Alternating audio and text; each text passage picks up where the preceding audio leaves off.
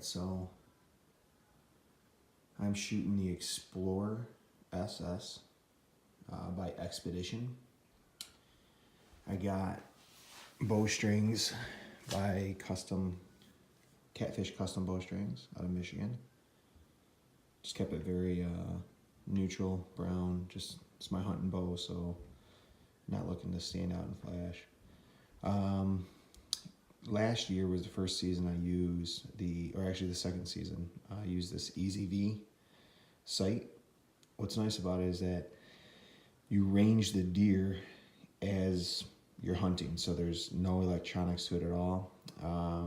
The inventor of it's out of Michigan, now lives out of state, somewhere out west, I believe. And the idea behind it is that the vitals of deer, whether they range from a young deer, a yearling, to all the way up to a mature, nice mature buck, it only varies by like 10%, the vitals. So what you do is you line the vitals up in between that V. And obviously the closer the animal is, you're gonna lower your bow to fill up the vitals. The further away the animal is, you're gonna raise your bow up and fill up the vitals with inside that V, so it narrows down. And so it ranges the animal, and you don't have to worry about, the animal walking or moving, or, is it 45.5 yards, or is it 31 or exact or whatnot. So it just is, it's really convenient. You don't have to think about anything. You just kind of line it up. It's very fast. There's tons of videos online about it. I harvested a buck with it 2 seasons ago, and my brother harvested a nice buck just last season with it as well. Target practicing, they have these hash marks, and what you do is the top hashes are 20 yards and it goes all the way to 80 yards. And what you're gonna do is you're just gonna line up the center of the dot in between those 2 hash marks. So it's definitely not as exact as a single pin or multiple pin, but it's nice because you don't have to worry about, sometimes I would find these bows are so fast that my pins would be kind of grouped together pretty much. It kind of cause where you're not really positive if you have the pin on the right pin where you want it, because everything kind of blends together. This, you just line the vitals up and let it fling, and you just get a double lung. So, but yeah, so Xplorer SS, I got the Pro V, the Vapor Trail Pro V drop away rest on there.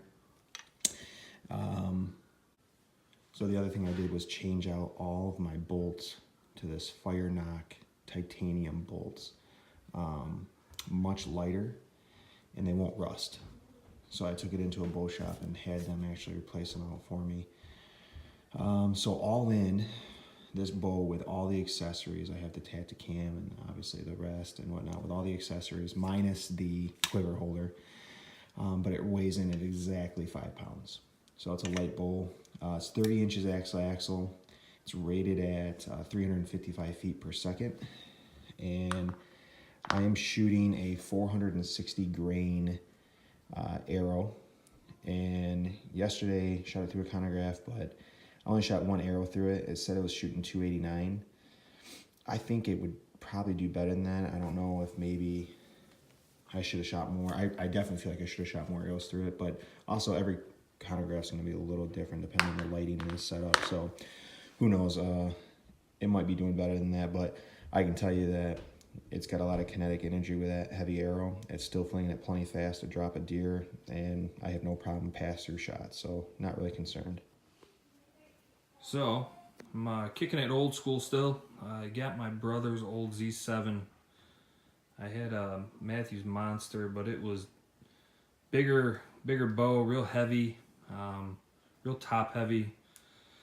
It was quick, but it wasn't ideal when I was climbing up in the trees and getting in and out. It was just a big old clunky bow. Switched over to the Z7, and it's been great. I mean, I know it's probably, I think it was out in 2010, but this thing's got 30-inch brace height. I'm pulling 70-pound draw. It's not the quickest bow. I think it was like 257 when we tested it yesterday at the range. But I am shooting a pretty heavy arrow. I think I'm shooting a 491 or 92 grain arrow with my Shuttle T-Lock broadheads.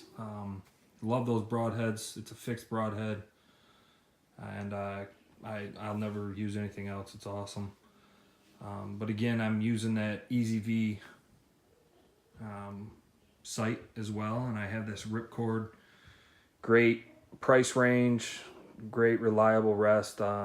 It's always been a good one to have, and you know, it definitely did the job last year. I took down a nice buck. Can't complain about the knockdown power it had. The buck didn't go far, and it went through one shoulder out the other side, and I mean, it left a huge blood trail. So though I wish I had a faster bow at times, I can't really say too much when it did exactly what it's designed to do, and it's still a really nice feeling bow in your hands. So that's what I've been using. That's what I'll continue to use. I'll probably restring this thing next year.